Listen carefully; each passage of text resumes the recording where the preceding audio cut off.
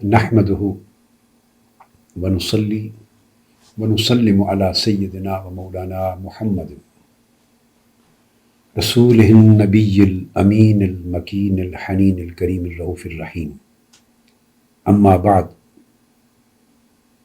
बिस्मिल्लाहिर रहमानिर रहीम। मुअज़्ज़ज़ सामीन व नाज़रीन, अल्हम्दुलिल्लाह ताला हम तसव्वुफ़ और तालीमात सूफ़िया के मौजू पर सिलसिलावार गुफ्तगू कर रहे हैं और हमारा मौजू ख़ास पिछली चंद नशिस्तों से ये चला आ रहा है कि तसव्वुफ़ और शरीयत मुहम्मदी सल्लल्लाहु अलैहि वसल्लम के दरमियान जो रिश्ता है वो नागुज़ीरियत का रिश्ता है। यानी तसव्वुफ़ इत्तिबाए शरीयत और मुलाज़मत शरीयत और लुज़ूम किताब व सुन्नत के बग़ैर तसव्वुफ़ का वजूद ही नहीं है, उसकी एग्जिस्टेंस ही नहीं है।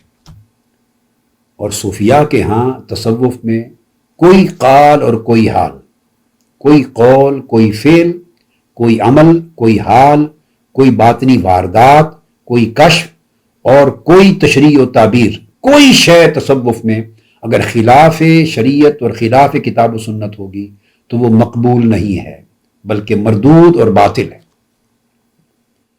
तो जिस तरह ये बहस हमारी इस तरह गुफ्तगू चल रही है कि तसव्वुफ़ लुज़ूम शरीयत और लुज़ूम किताब व सुन्नत का नाम है और किताब व सुन्नत की मुलाजमत के बग़ैर तसव्वुफ़ का वजूद नहीं। इसी तरह पिछली नशिस्त जो गुज़री उसमें इस पर दलाइल देते देते इमाम अबू अब्दुर्रहमान सुलमी की किताब तबक़ातुस सूफ़िया के रेफरेंसेस देते हुए मैंने आखिरी कौल पेश किया था हज़रत इमाम याहिया बिन मुआज़ राज़ी रज़ियल्लाहु ताला अन्हु का। हज़रत याहिया बिन मुआज़ राज़ी का कौल था। तो वो फरमाते हैं कि उलमाए गाफिलीन की सोबत से इज्तिनाब किया कि मैं तसव्वुफ़ के इस अमर में कामयाब कैसे हुआ। दूसरा, कुर्राए मुदाहिनीन जो वो कुरान के कारी और वो किस्सा खान और वो वाइज जिनके अंदर मुदाहनत है, उनके ज़ाहिर व बातिन में तज़ाद है। और तीसरा, अल मुतसव्विफ़ा अल जाहिलीन, वो तसव्वुफ़ के दावेदार जो जाहिल हैं। तो इस पर मैं ये बात कर रहा था कि जिस तरह उलमा गाफिल नहीं हो सकते, जो गाफिल होगा वो उलमाए सू में चला जाएगा। कुरान मजीद ने कहा इन्नमा यख्शल्लाह मिन इबादिहिल उलमा। इस नुक्ते की तशरीह करते हुए कुरान मजीद की इस आयत की अल्लामा इब्न तैमिया ने एक बड़ी लतीफ़ बात की है अपनी किताब किताबुल ईमान में। वो बयान करते हैं इन्नमा यख्शल्लाह मिन इबादिहिल उलमा में इन्नमा जो कलिमा हस्र है और कलिमा हस्र की वजह से उन्होंने जो उलमा की तारीफ़ की गई है कुरान मजीद में, तो वो कहते हैं कि इसका माना ये है कि उलमा होते ही सिर्फ वो लोग हैं जिनके दिल अल्लाह रब्बुल इज़्ज़त की खशियत से मामूर हो। यानी उलमा सिर्फ वो लोग होते हैं जो साहिबान खशियत भी हों। और अगर किसी का कल्ब दिल महरूम खशियत है, उसे आप जो कुछ कहिए उसे आप तबका उलमा में कुरान की रूह से शामिल नहीं कर सकते। इस पर फिर उन्होंने कुरान मजीद की और आयतें भी बतौर दलील कोट की। तो गोया अब अल्लाह रब्बुल इज़्ज़त ने कुरान मजीद में उलमा सिर्फ साहिबान खशियत को कहा है। यही बात हज़रत याहिया बिन मुआज़ राज़ी ने की। अगर उलमा गाफिल है तो एक तो फरमाया उनकी सोबत से बचो। क्यों बचो? इसलिए कि वो उलमा नहीं है, उलमाए सही नहीं, वो उलमाए सू है। उसका इल्म इल्म नाफे नहीं, इल्म गैर नाफे। तो जिसका इल्म गैर नाफे हो, उलमाए सू हो, उन्हें उस दर्जे में उलमा नहीं कहा गया कि उनका इल्म नाफे नहीं है। इसी तरह सूफिया के लिए कहा कि जो जाहिल हो उसका शुमार तबका सूफिया में नहीं होगा, इसलिए कि तसव्वुफ का कोई वजूद नहीं है बगैर इल्म के। अब उलमाए शरीयत उनके पास इल्म का एक दर्जा है اسلام کا علم ہے، ایمان کا علم ہے، علماء شریعت ہیں تو ایک درجے کا علم ہے، شریعت کا علم ہے ان کے پاس. جو علماء طریقت ہیں ان کے پاس اس سے بڑھ کر 2 مرتبوں کا علم ہے، ایک علم شریعت اور علم طریقت دونوں کے جامع ہیں. اور جو علماء حقیقت ہیں ان کے پاس علم کے 3 درجات کا علم جمع ہے، علم شریعت بھی، علم طریقت بھی، علم حقیقت بھی. یہ 3 مراتب ہیں. صوفیاء جو کہ جامع ہوتے ہیں شریعت، طریقت اور حقیقت کے، اس لیے ان کے بارے میں کیسے ممکن ہے کہ وہ جاہل بھی ہو اور پھر صوفی بن جائے، صوفی ہو کر جاہل رہ جائے؟ تو نہ کوئی جاہل صوفی ہو سکتا ہے اور نہ کوئی صوفی جاہل رہ سکتا ہے.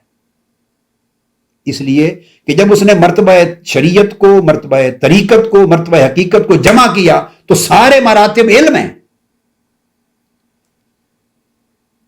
تو جہالت نہیں رہتی پھر. اب اسی کو میں پچھلی نشست کے اختتام پر میں نے بیان کر کے بات کو ختم کیا، جس سے اب آگے بڑھا رہا ہوں. حضور نبی اکرم صلی اللہ علیہ وآلہ وسلم کے عہد مبارک میں بخاری اور مسلم کی اس حدیث جبریل کے مطابق 3 اصطلاحات کثرت سے استعمال ہوتی ہیں اور قرآن مجید میں بھی استعمال ہوئی کثرت سے: اسلام، ایمان اور احسان. اور تینوں میں فرق قرآن مجید میں جا بجا بیان ہوا ہے. ایک جگہ کہا اگر اسلام کا لفظ استعمال کرو تو ایمان کا لفظ استعمال کرنے سے منع فرما دیا اعراب کو، چونکہ ابھی ایمان کا نور ان کے قلب و باطن میں متمکن نہیں ہوا تھا، اترا نہیں تھا، چونکہ اطاعت، انقیاد اور استسلام اور تابعداری، فرما برداری، قبول کرنا ابھی تک ان کے چونکہ اعمال ظاہری کی شکل میں ایگزسٹ کرتا تھا، ظاہر پر تھا انقیاد بھی اور طاعت بھی. اس لیے فرمایا قولوا اسلمنا، قرآن میں کہو کہ ہم مسلمان ہو گئے، یہ مت کہو کہ ہم ایمان لے آئے، کیونکہ ایمان ابھی تمہارے دلوں میں، تمہارے باطن میں جاگزین نہیں ہوا. تو قرآن مجید میں بے شمار مقامات پر میں نے اپنی اس کتاب میں جو عقیدہ پر لکھی ہے، آج کل لکھ رہا ہوں، یہ اس کا مسودہ قلمی مخطوطہ جو میں لکھتا ہوں وہ میرے سامنے ہے، اور ابھی اس کے کچھ 80 صفحات میں لکھ چکا ہوں. العقیدۃ الصحیحہ، یہ عربی زبان میں ایک ٹیکسٹ بک لکھ رہا ہوں عقیدہ پر. اس تسلسل میں جو امام اعظم ابو حنیفہ رضی اللہ تعالیٰ عنہ نے الفقہ الاکبر کی شکل میں لکھا، اور پھر امام طحاوی نے العقیدہ طحاویہ بنا، امام ماتریدی نے لکھا العقیدۃ الماتریدیہ، امام ابو الحسن اشعری نے لکھا العقیدۃ الاشعریہ، امام نصفی نے لکھا العقیدۃ النصفیہ جس پر حواشی اور شروح لکھے گئے، اور امام غزالی کا ہے العقیدۃ الغزالیہ. تو یہ ٹیکسٹ بکس تھی. اس زمانے میں بحث اور تھی، اور موضوعات پر ایمان اور اسلام کے حوالے سے عقائد کی اور بحثیں تھیں، چونکہ اس زمانے جو طبقات ایگزسٹ کرتے تھے وہ موسٹلی خوارج تھے، ان کا رد کرنا مقصود تھا، ان کے عقائد کا. پھر اس کے بعد معتزلہ تھے، ان کے معتقدات تھے، ان کا رد مقصود تھا. پھر مرجئہ آ گئے، ان کے عقائد تھے، ان کا رد کرنا مقصود تھا. اور اس طرح روافض تھے، ان کے عقائد کا رد کرنا مقصود تھا. اس وقت سبجیکٹس اور تھے. اب 1000 سال کے بعد بہت سبجیکٹس نئے آ گئے اور کئی پچھلے متروک ہو گئے جن کی بحثوں کی اتنی ضرورت نہ رہی. تو میں نے محسوس کیا کہ ایک ٹیکسٹ بک عقیدہ پر عربی زبان میں متن کے طور پہ اور لکھی جائے، ان ائمہ اور بزرگوں کے تتبع میں، ان سے اکتساب فیض کرتے ہوئے اور ان کی پیروی کرتے ہوئے اس تسلسل کے ساتھ. تو یہ العقیدۃ الصحیحہ نام ابھی میں نے اس کا مقرر نہیں کیا، وہ لکھ رہا ہوں. اس میں سے آپ کو یہ کوٹ کر رہا ہوں، میں اردو میں کوٹ کروں گا. کتاب تو میری جو اس وقت مسودہ خود میرے سامنے ہے وہ عربی میں لکھ رہا ہوں، تو اردو میں آپ کو بیان کروں گا کہ کس طرح اسلام، ایمان اور اسلام یہ تینوں چشمے تھے شریعت، طریقت اور حقیقت کے، اور علم کے چشمے تھے. اور یہ علم کتاب و سنت کا علم تھا، اور اس کے بغیر تصوف کا کوئی وجود نہیں ہے. جب تک تینوں چیزیں یکجا نہ ہو جائیں، اسلام کے تقاضے، ایمان کے تقاضے، احسان کے تقاضے، شریعت کے تقاضے، طریقت کے تقاضے، حقیقت کے تقاضے. شریعت درجہ بدایت ہے، ابتدا ہے. ایمان اور طریقت درجہ وسط ہے، اس کی وسط درمیانی درجہ ہے. اور حقیقت اس کی درجہ نہایت یعنی انتہا ہے. ابتدا سے انتہا تک تینوں مراتب، تینوں درجات اگر یکجا نہ ہو جائیں تصوف نہیں بنتا. تو تصوف کا علم جامع ہے، اور یہ سارا علم کتاب و سنت کے تابع. تو یہ بات سمجھنے والی ہے کہ ان میں تغایر نہیں ہے. اس کی مثال آسانی سے سمجھ جائیں گے آپ علم الفقہ کا نام آپ سنتے ہیں اور علم العقیدہ کا نام سنتے ہیں، علم الفقہ اور علم العقائد یہ تو معروف ہے۔ اب علم الفقہ وجود میں کیسے آیا، اس کو نیچے سے شروع کرتے ہیں۔ وہ احکام ظاہری، شہادت توحید و رسالت، اور اس کے بعد اقامت صلاۃ، ایتاء زکوٰۃ، حج، ادائے حج اور صوم رمضان، اور اس کے ساتھ حلال و حرام کے احکام، اوامر و نواہی کے احکام، شریعت کے سارے جو احکام ہیں جو انسان کے اعمال ظاہری کو ڈیل کرتے ہیں، ان سارے اعمال کو اسلام کی اصطلاح ڈیل کرتی تھی حدیث جبریل کے مطابق۔ جب اسلام کا علم، اس کی تفصیلات وضع ہو گئیں، اور اس میں ایک علم اور فن کے طور پہ اس کے مراتب، اس کے اندر درجات مقرر ہو گئے کہ اس میں اسلام کے احکام میں فرائض کیا ہیں، سنتیں کیا ہیں، واجبات کیا ہیں، سنن کیا ہیں، مستحبات کیا ہیں، اور پھر اس کے اندر آگے مباحات کیا ہیں، ادھر حرام اور محرمات کیا ہیں، ادھر پھر مکروہات کیا ہیں، مکروہ میں درجے پھر آگے چلتے رہے، تنزیہی کیا ہے، تحریمی کیا ہے، پھر اس کے بعد اس کے خلاف اولا کیا ہے، اور پھر اس کے بعد مباحات کیا ہیں۔ جب مراتب مقرر ہو گئے، پھر اس کے عبادات کیا ہیں، اس میں معاملات کیا ہیں، اور ان کے پھر تقاضے کیا ہیں، ان کے لیے واجبات کیا ہیں، ان کے لیے مبطلات کیا ہیں، باطل کس طرح ہوتے ہیں، تو احکام کی جب تفصیلات وضع ہونے لگی تو یہ ابتدائی طور پہ جب سادہ تھا تو علم الاعمال الظاہرہ تھا، ظاہری اعمال کا علم۔ اس کو تھوڑا اور ریفائن کر کے ایڈوانسڈ شکل میں اسی کو کہا گیا علم الاحکام الشرعیہ، علم الاحکام الشرعیہ اس کا نام دیا گیا، اور یہ فقہ کی تعریف ہوئی، یعنی فقہ کی یہ تعریف بنی۔ فقہ نام ہی اسی چیز کا ہے، یعنی امام ابو الحسین البصری فرماتے ہیں الفقہ معتمد میں الفقہ جملۃ من العلوم باحکام شرعیۃ۔ امام الحرمین نے برہان میں لکھا ہو الفقہ هو العلم باحکام التکلیف۔ امام غزالی نے لکھا کہ العلم بالاحکام الشرعیۃ الثابتہ لافعال المکلفین، تو یہ مکلف جتنے ہیں ان کے افعال و اعمال کا شرعی علم، اس کو فقہ کہتے ہیں۔ اب یہ دیکھیے نا، اعمال ظاہری کا اور احکام شرعی کا علم جب اس کی تفصیلات وضع ہو گئیں، اصول بن گئے، فروع بن گئے، اور اس کی تمام جزئیات آ گئیں، تو ایک علم اور فن کے طور پہ اسی کو اصطلاحات کے زمانے میں علم الفقہ اور علم اصول الفقہ، اگر اس احکام میں فروع کا علم ہو تو علم الفقہ، اگر اصول کا علم ہو تو علم اصول الفقہ، یہ نام بن گیا۔ اب کوئی تخیل نہیں تصور کیا جائے گا اسلام سے لے کر علم الفقہ تک کہ جو کچھ مضمون تھا اسلام کا، جن جن سبجیکٹس کو اسلام ڈیل کر رہا تھا، جن جن اعمال اور احکام کو اسلام جس پر روشنی ڈال رہا تھا اور جس کے کرنے کا تقاضا کر رہا تھا، اسی کی جب تفصیلات وضع ہوتی گئیں، اس کے اصول بن گئے، فروع بن گئے، جزئیات آ گئیں، اور وہ مرتبہ علم پر پہنچ گیا، تو اس کو علم الفقہ کی اصطلاح دے دی گئی۔ تو یہ علم رہا، اول تا آخر علم رہا۔ اب آگے چلیے، اسلام کے بعد دوسرا درجہ تھا ایمان۔ اب ایمان کو دیکھیے، علم العقائد کے ساتھ اس کا تعلق کیا ہے۔ ایمان ڈیل کرتا ہے اللہ کی وحدانیت پر، اللہ پر ایمان لانا، رسولوں پر ایمان لانا، رسالت پر، وحی پر، معاد پر، آخرت پر، بعث بعد الموت پر، فرشتوں پر، کتابوں پر، یہ ایمان کے موضوعات تھے ان تمام چیزوں کے۔ اب یہ سارے ان کا اقرار کرنا، زبان سے دل سے ان کی تصدیق کرنا، یہ سارے لوازمات بن گئے، ارکان بن گئے ایمان کے۔ تو جب تک یہ ایمان ان تمام چیزوں کا رہا سادہ، اس کو علم الایمان، ایمان کہتے رہے۔ پھر صاف ظاہر ہے پھر اس کے تقاضے بحث میں آتے ہیں۔ جب علم وجود میں آتا ہے تو قرآن مجید کی آیات پہ ڈیل کرتی ہیں کہ اللہ پر ایمان لانا کیسے ثابت ہوگا، ایمان باللہ ہے کیا، ایمان برسالت ہے کیا، اس کے اندر وجوب اطاعت، پھر اس پر ایمان لانا، اس کے مطاع مطلق ہونے پر ایمان لانا، پھر سنت کے وجوب پر ایمان لانا، پھر اس کے احکام پر ایمان لانا، پھر سنت کی وجوبیت پر ایمان لانا، پھر اللہ تعالیٰ کی توحید کے ساتھ اس کے احکام پر، اس کی اطاعت پر ایمان لانا۔ تو ہر چیز پر، معاد پر، آخرت پر، پھر اس کا حساب و کتاب، پھر جواب، بعث بعد موت کی کیفیت کیا ہوگی، وحی کیا ہے، فرشتے کیا ہیں، ان کی ماہیت کیا ہے، کتابیں کس شکل میں نازل ہوئی، کیسے محفوظ رہی، قرآن کا مرتبہ کیا ہے علم کے باب میں، پھر اس کے بعد آگے اس کی تفصیلات اور جزیات۔ جب یہ سارا کچھ جمع ہو گیا ایمان کے ساتھ تو علم بن گیا۔ تو اوائل دور میں پھر اسی کو صحابہ کرام اور تابعین اور بعد کے زمانے میں اس کو علم التوحید کہتے تھے. اسی کو علم التوحید، اگر آپ پرانی کتب کو پڑھیں، علم التوحید جب پڑھیں تو اس سے مراد علم العقائد ہوگا، علم العقیدہ ہوگا. اور اسی کو علم الاصول والادلہ یہ بھی نام دیتے تھے، اس نام سے بھی کتابیں لکھی گئیں. تو مطلب اگر علم التوحید کہا تو وہ کوئی مختلف متضاد چیز نہیں ایمان سے، اسی ایمان کا علم علم التوحید ہو گیا.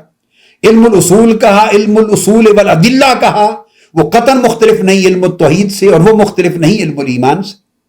یہ جب اور ڈیولپ ہو گیا، پھر اس پر باطل عقائد آ گئے، نظریات آ گئے، خلط ملط ہونے لگا، پھر ان کا رد کرنا ضروری ہوا، پھر دلائل مل گئے ساتھ.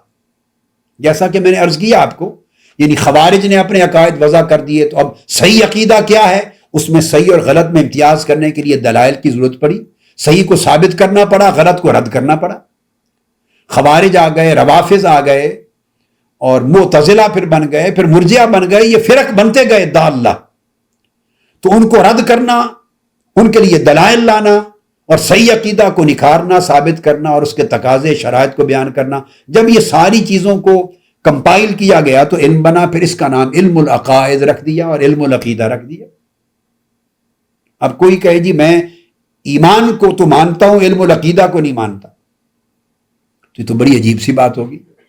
یہ تو اسی طرح ہے کہ جب ایک 6 فٹ کا جوان آدمی بن گیا تو وہ کوئی کہے کہ جی میں جب وہ بچہ پیدا ہوا تھا ماں کے پیٹ میں معصوم، اس انسان کو تو مانتا ہوں، اس 6 فٹ کے جوان کو نہیں مانتا. بھئی اس میں اور اس میں کیا فرق ہے؟ وہ اس کی ابتدائی حالت تھی، اور یہ وہی جوان ہوتا ہوتا پلتا. اللہ پاک کا منشا یہ تھا کہ بالآخر اس مقام پر پہنچے.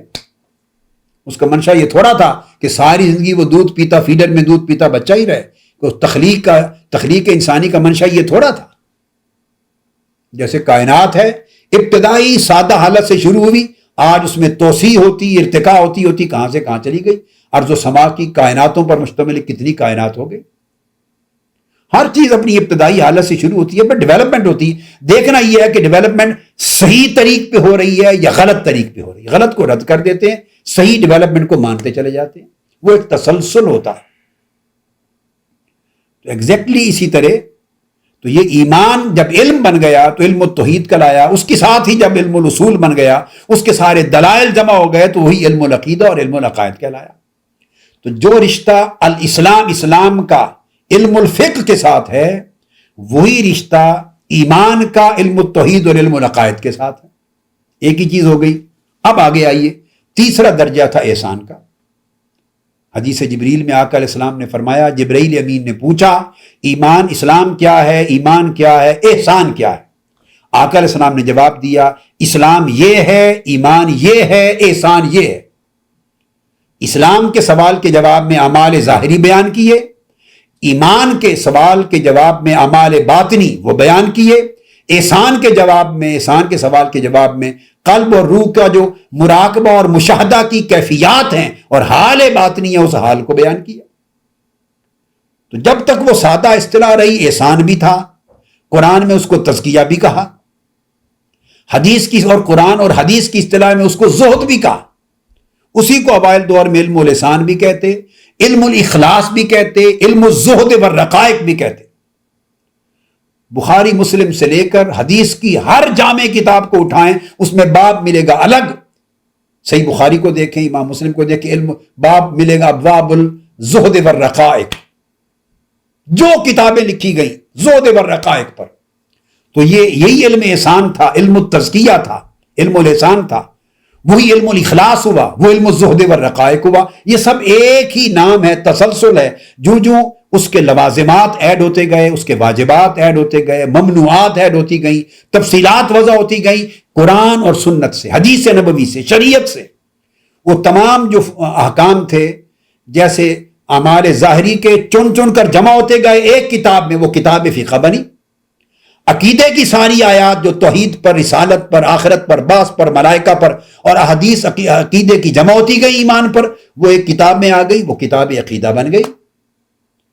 اس طرح اخلاص پر، احسان پر، زہد پر، ورع پر، خشیت پر، خضوع پر، قرب پر، انابت پر، اجابت پر، توکل پر، یقین پر، رضا پر، یہ ساری چیزیں جو قلبی باطنی احوال کی قرآن میں ہیں، سینکڑوں آیات ہیں اور ان کی احادیث ہیں، جب یہ ساری جمع کر دی ایک کتاب میں، وہ کتاب تصوف بن گئی۔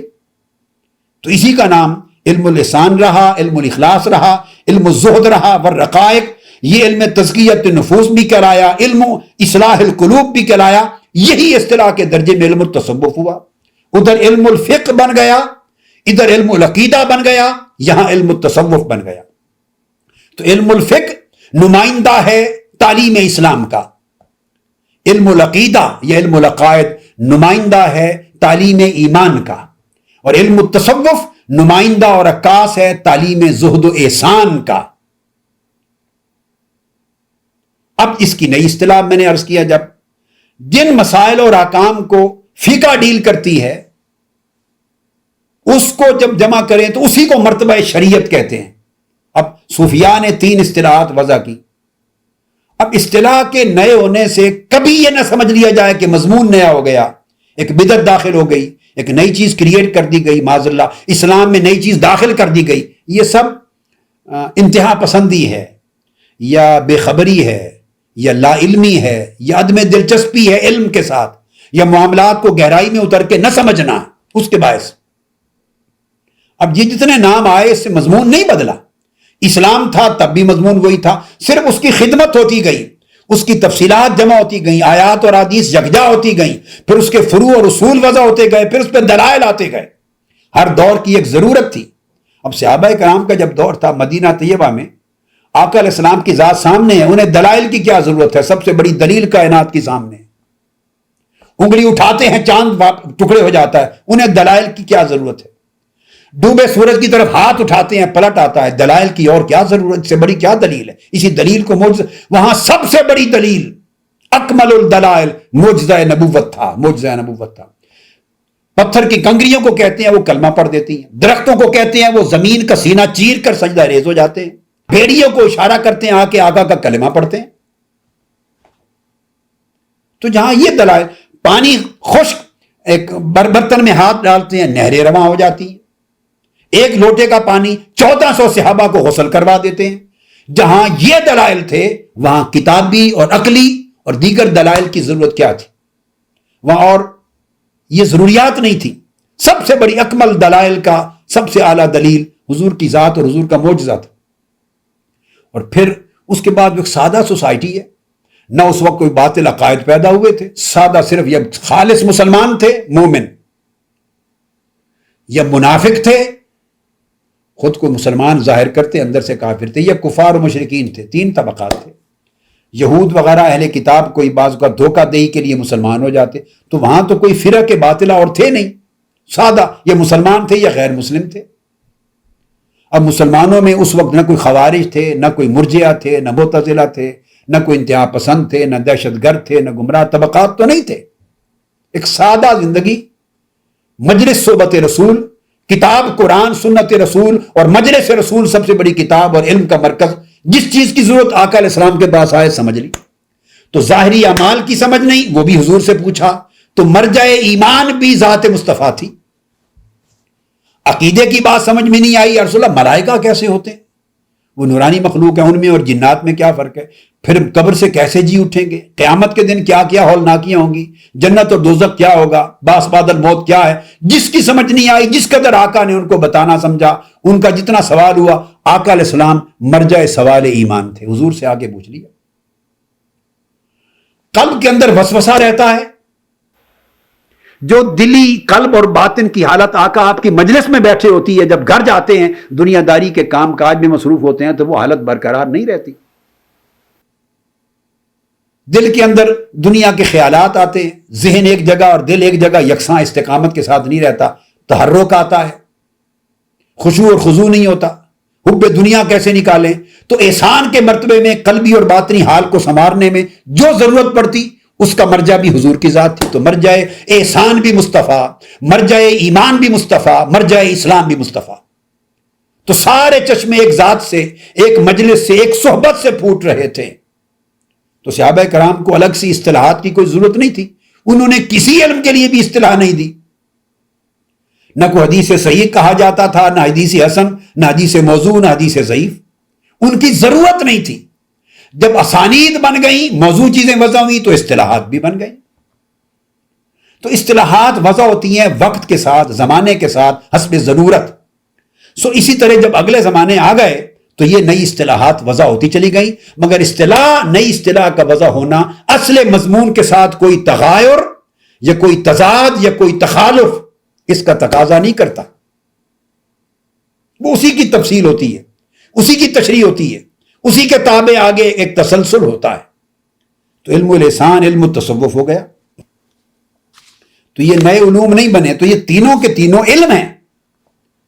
جب شریعت کی بات ہوتی ہے تو وہ علم ہے مرتبہ اسلام کا. طریقت کی بات ہوتی ہے تو علم ہے مرتبہ ایمان پر. اور حقیقت کی بات ہوتی ہے تو علم ہے مرتبہ احسان پر. اب یہ اس لیے صوفی کبھی جاہل نہیں ہوتا، وہ تین قسموں کے علم کا جامع ہوتا ہے. اور تصوف میں جہالت کی کوئی گنجائش نہیں. اور کوئی شخص جو جاہل ہے شریعت سے، وہ طریقت سے بھی جاہل ہے. جو شریعت سے جاہل ہے وہ حقیقت سے بھی جاہل ہے. ایسا تصوف میں نہیں ہو سکتا کہ کوئی شخص کہے گی میں مرتبہ حقیقت پہ ہوں، میں کرامات والا ہوں، میں مرتبہ طریقت پہ ہوں. اور جاہل و شریعت کا یہ ہماری ریکوائرمنٹ نہیں ہے. شریعت عالموں کے علماء کا کام ہے. غیر عالم صوفی نہیں ہوتا. فرق یہ ہے کہ عالم ہو کر صوفی بنتا ہے، اور جو صوفی ہے وہ خود بخود اللہ رب العزت اس کا انشراح صدر کرتا ہے. کتاب و سنت کے مراحل سے گزرتا ہوا جب مقام تصوف احسان پہ پہنچتا ہے تو بیش از بیش علوم کے دروازے، علوم دنیا کے مزید کھل جاتے ہیں. وہ زیادہ پر زیادہ علم اس کو حاصل ہو جاتا ہے. قرآن مجید میں اس کا، جیسے قرآن میں فرمایا نا فزادہم ایمانا، تو جب تصوف میں مرتبہ احسان پر صوفی پہنچتا ہے تو فزادہم علما. جیسے قرآن مجید میں حضرت خضر علیہ السلام کے لیے کہا گیا آتیناہ رحمتا من عندنا وعلمناہ من لدنا علما.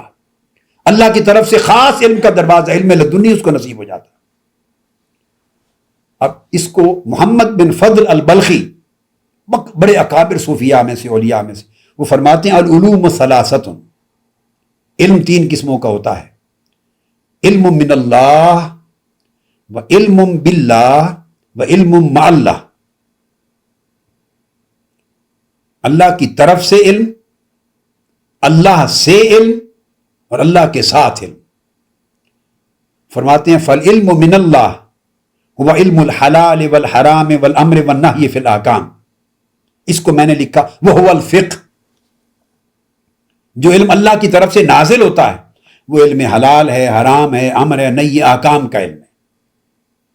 اس کو علم من اللہ. نازل تو تینوں علم اللہ کی طرف سے ہوتے ہیں، مگر اس کو علم من اللہ کہتے ہیں. لفظ من اشارہ کرتا ہے ظاہراً نزول کی طرف. پھر دوسری قسم العلم باللہ،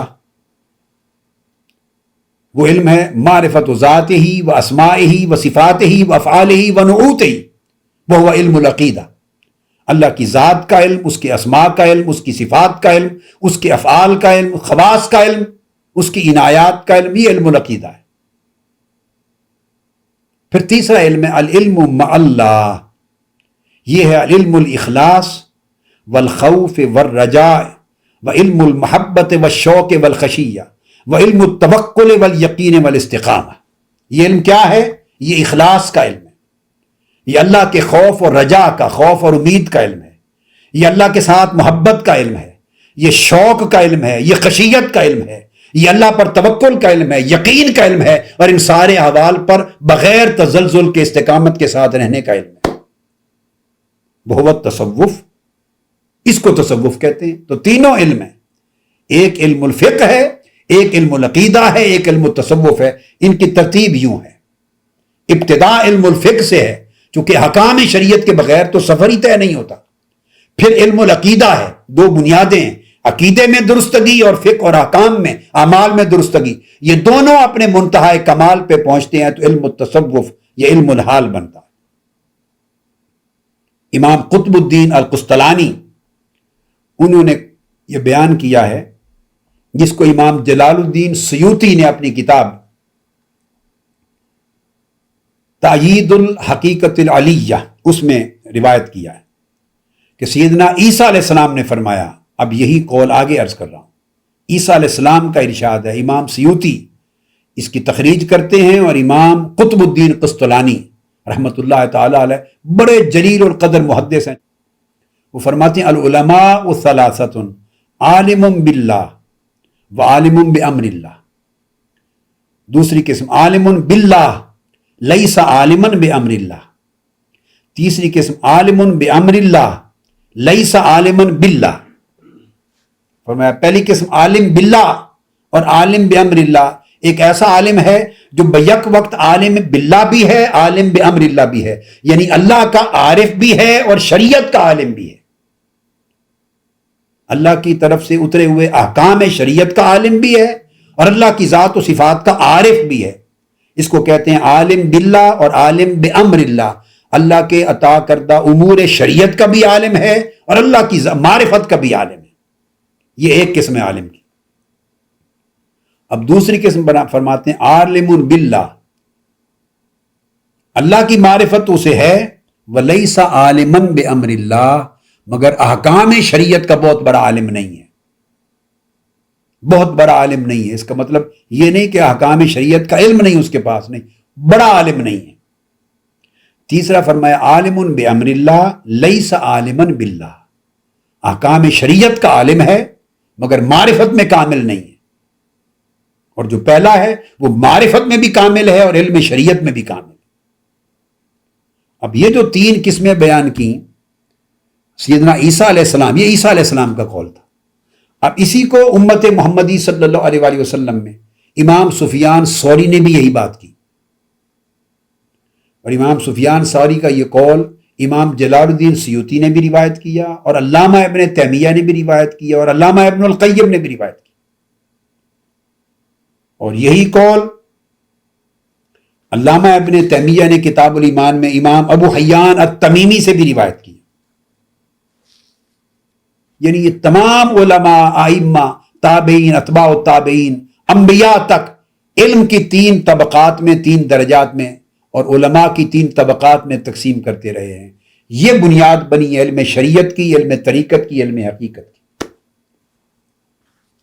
اور پھر وہ فرماتے ہیں امام علامہ ابن تیمیہ کتاب الایمان میں، اور امام سیوطی تائید الحقیقہ میں، امام سفیان ثوری اور ابو حیان التمیمی سے، وہ فرماتے ہیں کہ جو عالم ہے شریعت کے احکام میں بھی کامل ہے اور عارف باللہ بھی ہے، عارف بھی ہے، فرمایا فَهُوَ يَخْشَ اللَّهَ تَعَالَى وَذَلِكَ الْعَالِمُ الْكَامِلُ، وہ صاحب خشیت ہے کیونکہ اس کا قلب عارف ہے اور یہ عالم کامل ہے۔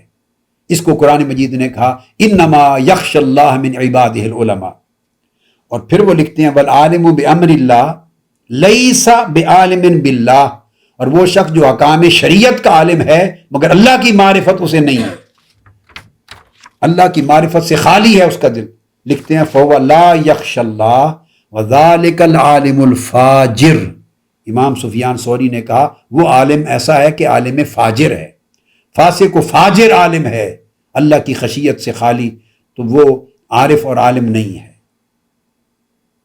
تو پتہ یہ چلا کہ جو عالم ہے امر اللہ کا، وہ احکام ظاہرہ میں مشغول ہوتا ہے، اور احکام ظاہرہ کا علم علم الحلال والحرام ہے، امر نہیں کا علم ہے، عبادات کا علم ہے، عبادات کی شرائط کا علم ہے، ان کے واجبات کا علم ہے، ان کے مبطلات کا کہ کس کس عمل سے وہ باطل ہو جاتی ان کا علم ہے، یہ عالم شریعت ہے۔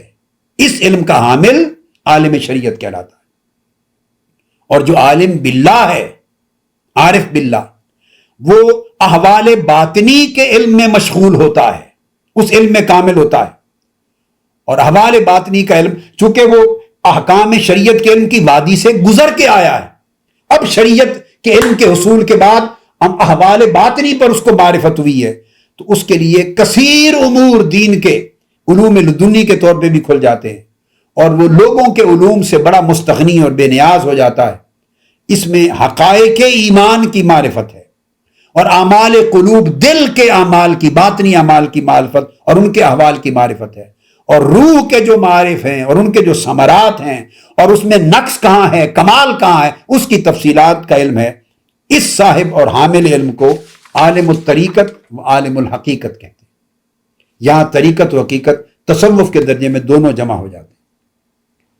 اب جو شریعت جسے ہم کہہ رہے ہیں وہ انقیاد کا نام ہے، تابعداری کا، ظاہر میں استسلام کا، انقیاد کا، طاعت کا، اللہ کے حضور سر جھکا دینا ظاہری طور پر، شریعت یہ ہے۔ والطریقۃ ہی الانابۃ والاجابہ، اور طریقت کیا ہے کہ دل خدا کی طرف راغب ہو جائے اور قلب و روح اللہ کی طرف سافر ہو جائے، اللہ کی طرف سفر شروع کر دے۔ شریعت ہے کہ سر جھک جائے خدا کے حضور، جسم جھک جائے خدا کے حضور، مطیع ہو جائے۔ اور طریقت کیا ہے کہ دل سجو ساجد ہو جائے خدا کے حضور، اور دل سافر ہو جائے، اللہ کی طرف اپنا سفر شروع کر دے، راجع اللہ ہو جائے۔ اور حقیقت کیا ہے کہ اللہ کی طرف انابت و اجابت کے نتیجے میں یقین سے، ایمان سے بھی بڑھ کر، یقین سے بھی بڑھ کر مرتبہ ایقان پہ پہنچے اور حجاب اٹھ جائے اور اسے اللہ کی معرفت نصیب ہو، جس پہ تمام شکوک و شبہات ختم ہو جاتے ہیں۔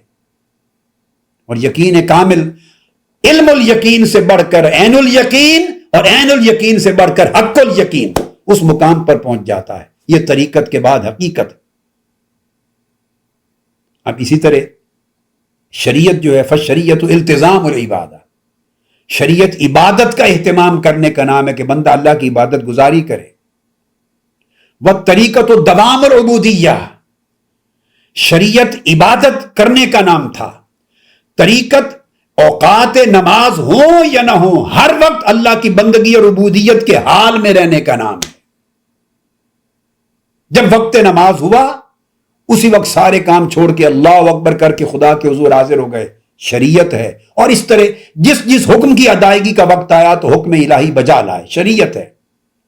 مگر طریقت امور دنیا ہو یا امور آخرت ہو، ظاہراً عبادت کا کام کہلائے یا دنیاوی کام کہلائے، ہر عمل میں، ہر حال میں، ہر وقت میں، ہر لمحہ میں، ہر کیفیت میں اس بندے کا ظاہر و باطن ہمہ وقت اللہ کی بندگی اور عبودیت سے سرشار رہے، اس کے قلب و باطن میں عبادت عبودیت بن کے اتر جائے۔ یہ طریقت ہے۔ اور طریقت عبودیت کی کہ وہ قائم رکھنے کا نام ہے، اور حقیقت مشاہدہ ربوبیت کا نام ہے۔ ان تعبد اللہ کانک تراہ، اس کی ربوبیت کے انوار و تجلیات کا اور اس کے انعامات کا اور اس کے اثرات کا اور ان اثرات کے ثمرات کا مشاہدہ کرنے کا نام ہے، کہ آدمی ان نعمتوں کے مشاہدے میں گم ہو اور ان لذتوں کی طرف کھینچ کر اللہ پاک اس کو اپنی لذتوں سے اپنی طرف، ذات کی طرف لے جائے۔ یہ حقیقت ہے۔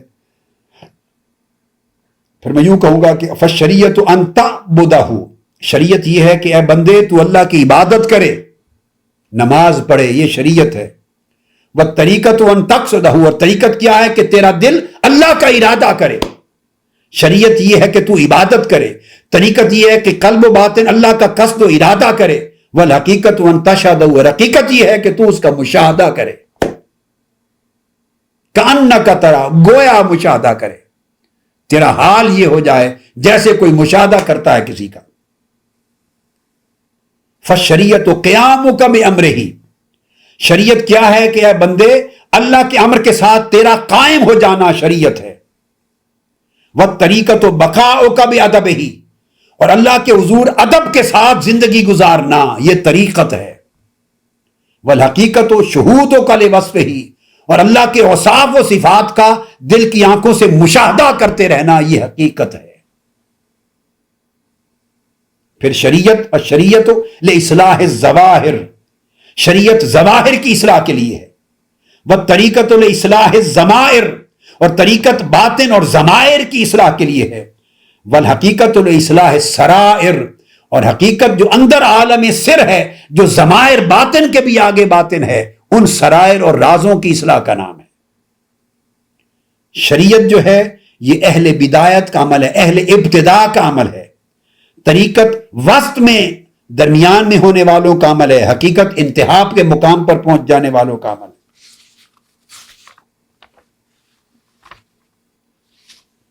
شریعت بندے کی اصلاح کرتی ہے نواہی کے اجتناب سے اور اوامر کے امتثال اور اوامر پر عمل کرنے سے۔ ممنوعات سے پرہیز کرے، اوامر کی تعمیل بجا لائے، شریعت اس طریق سے اصلاح کرتی ہے۔ اور طریقت جو وسط میں ہے وہ اصلاح کرتی ہے کہ جو باطن میں برے اخلاق ہیں اور رذائل اخلاق ہیں ان سے پرہیز کیا جائے اور فضائل اخلاق اور مکارم اخلاق کو اپنایا جائے، باطن حسین ہو جائے، نفس بری عادات سے پاک ہو جائے، قلب برے رجحانات سے پاک ہو جائے۔ طریقت یہ اصلاح کرتی، اور حقیقت وہ آخر پہ جب پہنچتا ہے تو وہ اصلاح کرتی ہے تہذیب ارواح کی شکل میں، کہ روح کی تہذیب ہو جائے اور اللہ کے حضور حاضری کا ادب روح کو آ جائے، اور ہمہ وقت اللہ کی بارگاہ میں اسے جلوس اور معیت نصیب ہو جائے۔ حقیقت اس طرح اصلاح کرتی۔ مگر ایک بات قابل توجہ ہے، وہ یہ کہ بندہ شریعت سے عمل طریقت کی طرف اس وقت تک نہیں جا سکتا، عمل طریقت کی طرف یا مرتبہ طریقت کی طرف اس وقت تک نہیں جا سکتا جب تک اس کی زندگی میں عمل شریعت متحقق نہ ہو جائے۔ عمل شریعت کی کامل تحقیق کے بغیر، کامل تحقق کے بغیر، کامل تمکن کے بغیر، یعنی شریعت میں، شریعت کی پیروی میں، شریعت کی اتباع میں جب تک اس کو تمکن اور استحکام اور استقامت نہ نصیب ہو جائے، اس وقت تک وہ بندہ سفر کر کے روحانی طور پر طریقت کی وادی میں داخل نہیں ہو سکتا۔ اور اسی طرح کوئی شخص طریقت سے آگے نکل کے مرتبہ حقیقت میں داخل نہیں ہو سکتا، وادی حقیقت میں نہیں جا سکتا، جب تک اس کی زندگی میں احوال طریقت متحقق نہ ہو جائیں، پختہ نہ ہو جائیں۔ تو شریعت میں پختگی کے بغیر طریقت میں داخل ہونا ناممکن ہے، اور طریقت میں پختگی کے بغیر حقیقت میں داخل ہونا ناممکن ہے۔ شریعت، یہ اس کا تحقق کس طرح ہوتا ہے؟ شریعت کا تحقق بندہ شریعت میں کس طرح محقق ہوتا ہے؟ محقق سے مراد وہ ریسرچ نہیں ہے، شریعت کی پختگی، شریعت کے اندر اس کا تمکن، استقامت شریعت میں کیسے ہوتی ہے؟ وہ توبہ کے ذریعے ہوتی ہے، تقویٰ کے ذریعے، گناہ کو چھوڑنے سے، تقویٰ کے ذریعے، ہر وہ چیز جس سے اللہ خفا ہو جائے، جو اللہ ناپسند کرے ظاہر و باطن میں، اس مقام کو چھوڑ دینے سے، اور ورع کے اختیار کرنے سے، اور سنت نبوی کی کامل مطابعت اختیار کرنے سے، اور دین کی تعلیمات پر کامل استقامت اختیار کرنے سے۔ تو شریعت کا تحقق یعنی شریعت کی پختگی توبہ کے ذریعے، تقویٰ کے ذریعے، ورع کے ذریعے، اتباع سنت کے ذریعے اور استقامت دین کے ذریعے ہوتی ہے۔ یہ شریعت کا طریق ہے، اور یہ پہلے سٹیپس ہیں تصوف میں۔ پھر اگلی وادی ہے طریقت۔ طریقت کا تحقق ہوتا ہے اخلاص کے ذریعے۔ قرآن مجید نے کہا مخلصین لہ الدین، اللہ کے دین میں صاحبان اخلاص ہو جائیں، اخلاص کے ذریعے۔ پھر اس اخلاص پر محاسبہ کرتے رہنا، اس کی نگرانی کرنا، اور ہر لمحہ نفس کو دیکھنا کہ اس کے اندر کوئی برا خیال تو نہیں آ رہا تھا کہ وہیں اس کی گرفت کر لی جائے، محاسبہ کرنا۔ پھر والصدق، قلب و باطن کی صدق اور صداقت کے ساتھ۔ پھر مجاہدہ کرنا، جاہدوا فینا لنہدینہم سبلنا۔ پھر طمانینت، الا بذکر اللہ تطمئن القلوب، قلب کا اللہ کے اس تعلق میں اطمینان پکڑ جانا۔ طریقت جو ہے اس کی اصلاح کا طریق یہ ہے کہ اس میں اخلاص ہو۔ اب آپ دیکھ لیں کون سی چیز شریعت سے ہٹ کر ہے اس میں۔ جب شریعت کے درجے پر توبہ تھی، پھر تقویٰ تھا، ورع تھا، مطابعت تھی، استقامت تھی۔ ان شرائط کے بعد اگلے سٹیپ میں آئے تصوف نے اسی کو طریقت کہا، یہ اسی کو طریقت کہا۔ اور طریقت میں پھر آپ اخلاص کی وادی میں گئے، مرتبے پر گئے، پھر نفس کا محاسبہ کیا، قلب و باطن میں صدق آیا، مجاہدہ آیا، طمانینت آ گئی۔ اسی کو انما الاعمال بالنیات کہتے ہیں، اسی کو علیکم بالصدق والاخلاص۔ یہ سب قرآن اور حدیث نبوی کی تعلیمات ہیں، درجے ہیں، رتبے ہیں۔ اور صحابہ کرام کے بھی اسی طرح مرتبے تھے، کچھ پہلے مرتبے میں رہنے والے تھے، کچھ ترقی کر کے اوپر کے مرتبے پر چلے جانے والے تھے، جو کثرت سے ریاضت کرتے اصحاب صفا میں لا محالہ، جو کثرت سے صحبت نبوی میں ریاضت نہیں کرتے تھے، ان سے اعلیٰ درجات پر تھے، اور ان میں پھر خلفائے راشدین اور پھر اعلیٰ صحابہ کرام اوپر درجے کے، پھر وہ سب سے اوپر کمال حقیقت کے مقام پر تھے۔ تو حقیقت کا جو تحقق ہے وہ مراقبہ کے ذریعے، وہ مراقبہ نگہبانی باطن اور نگرانی باطن کا ایک اعلیٰ مقام، والمکاشفہ والمشاہدہ والایقان والمعرفہ، اس میں ایقان ہے، لیکون من الموقنین، اور پھر اس نے معرفت ہے، جسے 7ویں پارے کی ابتدا اسی بیان معرفت سے ہو رہی ہے کہ جو قرآن مجید کی آیتیں اتری اس کی معرفت کی وجہ سے جب سنتے ہیں تو ان کی آنکھوں سے آنسو گرتے ہیں۔ تو اس طرح جب ظاہر آگے شریعت اور طریقت اور حقیقت جب تینوں جمع ہو گئے تو ان کے اجتماع کا نام تصوف بنا۔ سو جب ظاہر مزکہ ہو جائے، اس کا تزکیہ ہو جائے اور شریعت کے احکام کے نور کے ساتھ روشن ہو جائے ظاہر، تو بندہ پھر عمل طریقت کی طرف گامزن ہو جاتا ہے، بڑھ جاتا ہے۔ مگر عمل طریقت میں داخل ہو کر بھی شریعت سے ابد الاباد تک وہ کبھی خارج نہیں ہوتا، اور احکام شریعت اس پر کسی مرتبے پر ساقط نہیں ہوتے۔ اس کی ترقی مرتبہ طریقت پہ ہو جاتی ہے، مگر احکام شریعت ساقط نہیں ہوتے کہ وہ سمجھے کہ اب میں صاحب طریقت ہوں، اب شریعت کے حکم مجھ پر لاگو نہیں ہوں گے، یہ گمراہی ہے۔ اسی طرح جب باطن کا تصفیہ ہو جاتا ہے اور طریقت کے احوال کے ساتھ اس کا قلب و باطن منور ہو جاتا ہے، تو پھر وہ طریقت سے ترقی کر کے حقیقت کی طرف منتقل ہو جاتا ہے، حقیقت کے مرتبے میں داخل ہوتا ہے، مگر کبھی بھی طریقت سے خارج نہیں ہوتا، اور احکام طریقت یا لوازمات طریقت یا واجبات طریقت اس پر ساقط نہیں ہوتے۔ گویا جب تک بندہ پہلے رتبے میں تھا شریعت میں تو خارج از طریقت تھا، خارج از حقیقت تھا، اس لیے کہ اس نے اوپر کے درجے طے نہیں کیے۔ آپ یوں سمجھیں جیسے ایک آدمی نے ایم اے کر لیا، یا کہیے کہ ایک آدمی نے میٹرک کیا ہے، میٹرک، تو جب تک وہ میٹرک ہے وہ گریجویٹ بھی نہیں ہے، بیچلر بھی نہیں ہے، ماسٹرز بھی نہیں ہے۔ پھر ترقی کر کے اس نے بیچلرز کر لیا، تو جب آپ نے کسی کے لیے کہہ دیا آپ کی تعلیم کیا، اس نے کہا بیچلر، میں ڈگری ہولڈر ہوں۔ جب اس کی بیچلر تعلیم آ گئی تو ضرورت ہے اسے بتانے کی کیا کہ میں نے میٹرک بھی کیا ہوا ہے؟ انڈرسٹوڈ ہے؟ میٹرک اور ایف اے انٹرمیڈیٹ کے بغیر آدمی بیچلر ڈگری نہیں لے سکتا، وہ آٹومیٹیکلی اس میں انکلوڈڈ ہے۔ تو بیچلر جب ہو گیا تو میٹرک اسی کے اندر رہا، اب وہ خارج نہیں ہو سکتا کبھی بھی۔ پھر ایک آدمی ماسٹرز ہو گیا، اس نے کہا میں ماسٹرز ہوں، تو جب تک بیچلر تھا تو ماسٹر سے تو وہ خارج تھا، نیچے درجے والا اوپر والے درجے سے تو خارج اور محروم ہوتا ہے، مگر ایک آدمی جب اوپر کے درجے پر فائز ہوتا ہے تو نچلے سارے اس کے پورے پرویو میں اور اس کے آربٹ میں، اس کے دائرے کے اندر ہو جاتے ہیں۔ جب ماسٹرز ہوا تو بیچلر بھی ہے، انٹرمیڈیٹ بھی ہے، میٹرک بھی ہے، پرائمری بھی ہے، سب کچھ ہے۔ ہائیسٹ ڈگری جب ہو جائے تو لوور ڈگری ساری اس کے اندر آ جاتی۔ جب آدمی اس احسان کے مرتبے پر ہو گیا تو اس میں ایمان بھی ہے، اس میں اسلام بھی ہے، مگر جب خالی اسلام کے درجے پر تھا، عین ممکن ہے ایمان نہ ہو۔ قرآن نے کہہ دیا نہ کہو کہ ایمان لائے، صرف کہو کہ اسلام لائے۔ تو اسلام کے درجے پر تھا تو ایمان ممکن ہے نہیں تھا، مگر جب ایمان کے درجے پر آ گیا تو اسلام اب اس میں سے خارج نہیں ہو سکتا، بغیر اسلام کے ایمان ہو ہی نہیں سکتا، تو ایمان میں اسلام از خود داخل ہو گیا۔ اور جب احسان کے درجے پر ہوا تو اسلام اور ایمان دونوں داخل رہے، مگر جب تک مومن تھا ضروری نہیں کہ ہر مومن محسن بھی ہو، صاحب احسان بھی ہو۔ سو یہ وہ بات ہے۔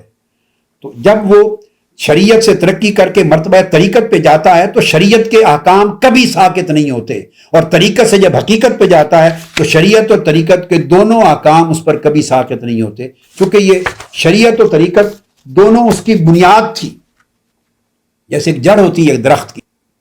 اب آپ یہ کہیں کہ اس سے درجہ کم ہو گیا معاذ اللہ، نہیں، یہ بھی جہالت ہوگی کہ چونکہ پہلا درجہ ہے شریعت اور طریقت، اس کے بعد دوسرا درجہ اور حقیقت آخری درجہ ہے، تو یہ کوئی سمجھ لے کہ معاذ اللہ اس کا رتبہ کم ہو گیا شریعت کا، نہیں، یہ بات بھی غلط ہے۔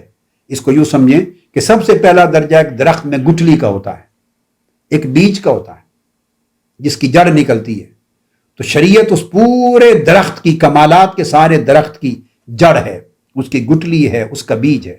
اگر وہ نہ ہو تو کچھ بھی جنم نہیں لے سکتا، تو پھر یہ سب پر حاوی ہوئی، اس کی اہمیت سب پر ہوئی۔ تو طریقت بھی تابع شریعت ہے اور حقیقت بھی تابع شریعت ہے، سارا تصوف تابع شریعت ہے۔ تو کون اعلیٰ ہوا؟ شریعت محمدی صلی اللہ علیہ وسلم اعلیٰ ہوئی، کہ اصل یہ ہے، جو اصل ہوتی ہے جڑ، وہ روح ہوتی ہے۔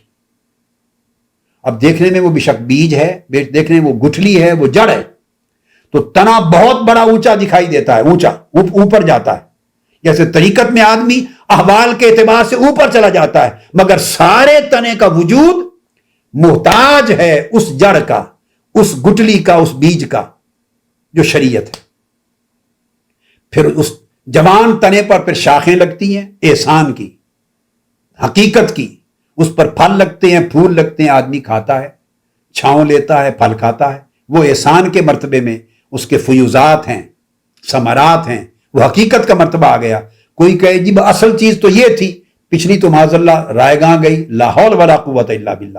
اس لیے کہ اگر تنا نہ ہو تو شاخیں کہاں ہوں گی، اور اگر جڑ نہ ہو تو تنا کہاں ہوگا؟ سارا درخت تنا سمیت، شاخوں سمیت، پھول سمیت، پھل سمیت، درخت کی ہر شے محتاج ہے اس کی روٹ کی، جڑ کی، اس کی گٹلی، اس کے بیج کی۔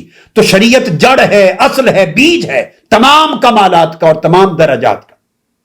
لہذا اس وجہ سے یوں سمجھیں کہ شریعت تابع تصوف نہیں ہے، شریعت تابع احسان نہیں ہے، شریعت تابع حقیقت اور تابع طریقت نہیں ہے، بلکہ طریقت اور حقیقت کے دونوں مرتبے تابع شریعت ہیں۔ تو شریعت اعلیٰ ہے اور طریقت اور حقیقت دونوں خادم ہیں شریعت کے۔